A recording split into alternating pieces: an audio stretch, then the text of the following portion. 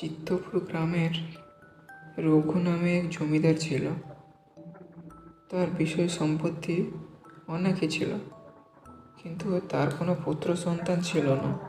তার দুজন মেয়ে ছিল, তাই তারা খুবই দুঃখী থাকতো যে পরে তাদের বিষয় সম্পত্তি সব কে ভোগ করবে। সেই কারণে সে একদিন তার গিন্নিকে বলে, শোনো গিন্নি, আমাদের কোনো ছেলে নেই, দুজন মেয়ে, তাই এবার আমার একটা ছেলে লাগবে। কথাটা মনে থাকে যেন, না হলে আমার এত বিষয় সম্পত্তি কে সামলাবে, কে সব দেখভাল করবে? এখনকার সময় মেয়েরা কিছুই নয়, মেয়েদের দ্বারা কিছুই হবে না। ছেলেই হলো বংশের প্রদীপ, তাই আমার একজন পুত্র সন্তান লাগবে, যে কিনা আমার এই সব বিষয় সম্পত্তির উত্তরাধিকারী হবে। এই কথা বলেই রঘু জমিদার সেখান থেকে চলে যায়। তার দুজন মেয়ে উমা আর সীমা সবটা শুনছিল। বাবা, আমার খাতা শেষ হয়ে গেছে, আমার খাতাটা এনে দাও। ওরা মেয়েদের কোনো পড়াশোনা করার অধিকার নেই। আমি কালই তোদের সরকারি হোস্টেলে রেখে আসবো, তোরা সেখানেই থাকবি। তোদের সঙ্গে আমাদের কোনো সম্পর্ক নেই। এই কথা শুনেই সীমা সেখান থেকে চলে যায়। তারা দুজন যমজ বোন।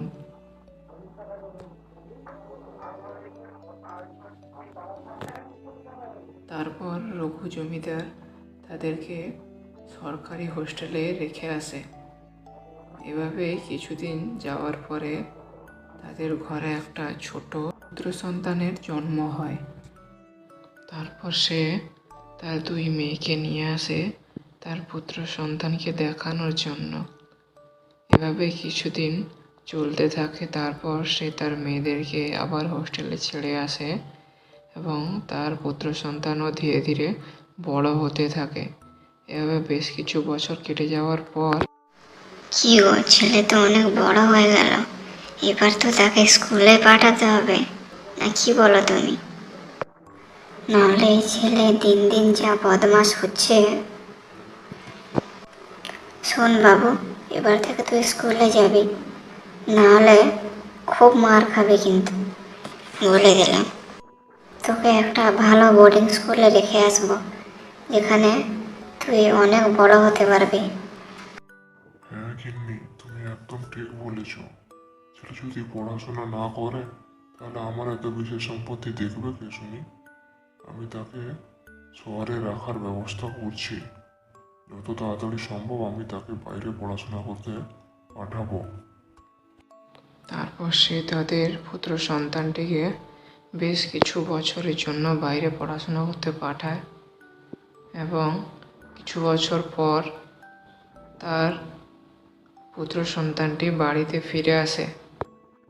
প্রায় 20 বছর পরে সে তার বাড়িতে ফেরে।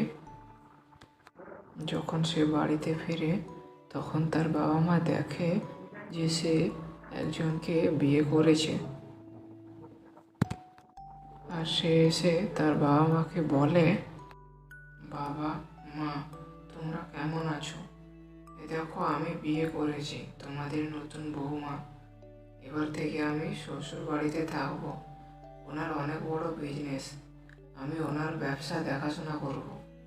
আর আমি সেখানেই থাকবো, আমি এখানে থাকতে পারবো না। আমি এটাই জানাতে তোমাদের কাছে এসেছি। ওই দেখো গিন্নি, তোমার ছেলে কি বলছে? আমরা যার জন্য এত বিষয় সম্পত্তি অর্জন করেছি, যাকে নিয়ে এত স্বপ্ন দেখেছি, সে কিনা আজকে বলছে তার শ্বশুর বাড়িতে থাকবে, তার শ্বশুরের দেখাশোনা করবে, তার শ্বশুরের ব্যবসা সামলাবে। আমি এখন কি করি? বাবু, তুই এসব কি বলছিস? তুই যদি শ্বশুরের বাড়িতে থাকিস তাহলে আমরা কাকে নিয়ে থাকবো বল? আমরা কি নিয়ে থাকবো? তুই যাস না বাবু, তুই বৌমাকে নিয়ে আমাদের সঙ্গেই থাক, আমাদের এই বাড়িতেই থাক। কিন্তু তারা দুজনেই কোনো কথা না শুনে সেখান থেকে চলে যায়। তারপর জমিদার ও তার গিন্নি একা হয়ে পড়ে। এদিকে তার দুজন মেয়ে সরকারি হোস্টেলে থেকে অনেক কষ্টে পড়াশোনা করে চাকরি পায়। একদিন হঠাৎ সীমা তার দিদিকে বলে, কি বলতো দিদি, বাবা মায়ের খবর কি? কিছুই তো পাচ্ছি না। এদিকে ভাইরও তো কোনো খবর পাচ্ছি না, এত বছর কেটে গেল, একদিনও দেখা করিনি। একবার যাবো চল না, গ্রামে বাবা মার সঙ্গে দেখা করে আসবো। আর তুই কি বলিস? হ্যাঁ রে সীমা, তুই একদম ঠিক বলেছিস। চল একবার বাবা মার সঙ্গে দেখা করে আসি। আমারও অনেক দিনের ইচ্ছে একবার বাবা মার সঙ্গে দেখা করতে যাব। ওরা কেমন আছে, ভাই কেমন আছে, চল একবার দেখা করে আসি। কালই সকালে যাব গ্রামে একবার। এই কথা বলেই তারা ঘুমিয়ে পড়ে। আর পরদিন সকালে তারা গ্রামের জন্য রওনা হয়। তারা অনেক বছর পর গ্রামে যায়, তাই তাদের বাড়ি খুঁজে না পেয়ে তারা গ্রামের লোককে জিজ্ঞেস করতে গ্রামের লোক বলে ওর বাবা মা একটা ছোট ভাঙা কুঁড়ে ঘরে আছে। তারা তার সামনে এসে বলে, কি রে সীমা, বাবা মা কি এই বাড়িতে থাকে নাকি? কেন আমাদের পুরাতন পাকার বাড়ি কি হলো? আর ভাই বা কোথায়? এ কি অবস্থা হয়েছে এদের? চল একবার ভিতরে গিয়ে দেখি তাড়াতাড়ি। হ্যাঁ রে দিদি, তুই ঠিকই বলেছিস। এ কি অবস্থা হয়েছে? এখানে আছে কেন বাবা মা? চল একবার ভিতরে গিয়ে দেখি। এই কথা বলেই তারা ছুটে যায় ভিতরে।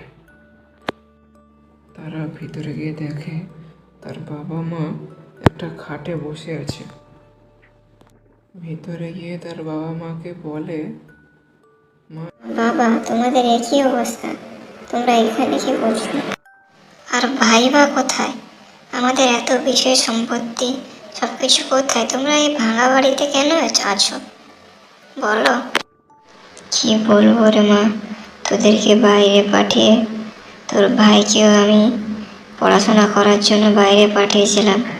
সে সেখান থেকে বিয়ে করে ফিরে আসে এবং আমাদেরকে বলে সে আমাদেরকে দেখাশোনা করতে পারবে না, সে তার শ্বশুরের ব্যবসা সামলাবে, আর আমাদের ফেলে চলে যায়। আমরা বুড়ো বুড়ি সব বিক্রি করে এই ভাঙা বাড়িতে এসে আছি। আমি এখন তোর অসুস্থ বাবাকে নিয়ে কোথায় যাব বলতো? কিছুই খুঁজে পাচ্ছি না, না খেয়ে না পরে এই ভাঙা বাড়িতে আছি। যাকে ভরসা করলাম। আরে তোমরা কষ্ট পাচ্ছ কেন? আমরা তো আছি, আজ থেকে তোমরা আমাদের সঙ্গে থাকবে। মা বাবা, তোমরা জানো আমরা দুজন চাকরি পেয়েছি, অনেক কষ্ট করে লেখাপড়া শিখে আজকে আমরা যোগ্য হতে পেরেছি। তাই আজ থেকে তোমরা আমাদের সঙ্গে থাকবে, আমরা খুবই ভালো থাকবো। দাদা তার শ্বশুর বাড়িতে আছে, থাক।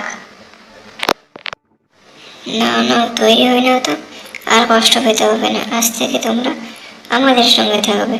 আমরা তো তোমার মেয়ে নাকি বলো? আজ থেকে তোমরা আমার সঙ্গে থাকবে। আমরা তো বোন আর বাবা মা চারজন মিলে একসঙ্গে থাকবো। কিউ, কেমন আছো তোমরা সবাই? চিনতে পেরেছো আমাকে? আমি তোমাদের সেই বন্ধু যে নানান রকমের গল্প শোনায় তোমাদের। আজকেও দু মেয়ের গল্প শোনালাম। তোমাদের এই গল্প থেকে কে কী বুঝতে পেরেছো আমাকে কমেন্ট করে জানাবে অবশ্যই। এই সমাজে ছেলেদের যত অধিকার আছে মেয়েদেরও ততই অধিকার আছে, তাই মেয়েদেরকে কম ভাববে না। মেয়েদের সবসময় সম্মান করার চেষ্টা করবে। কি মনে থাকবে তো বন্ধুরা? আমাদের এই চ্যানেলটি যদি আপনাদের ভালো লেগে থাকে, কি আমার কথাগুলো মনে থাকবে তো? আমাদের এই চ্যানেলটিকে তোমরা সাবস্ক্রাইব করো, সাথে বেল আইকনে ক্লিক করো। তাই আমরা যেসব ভিডিও বানাই সেগুলো তোমাদের কাছে আগে পৌঁছাবে, আরও অনেক নতুন নতুন গল্প তোমরা শুনতে পাবে। টাটা বন্ধুরা, ভালো থেকো সবাই।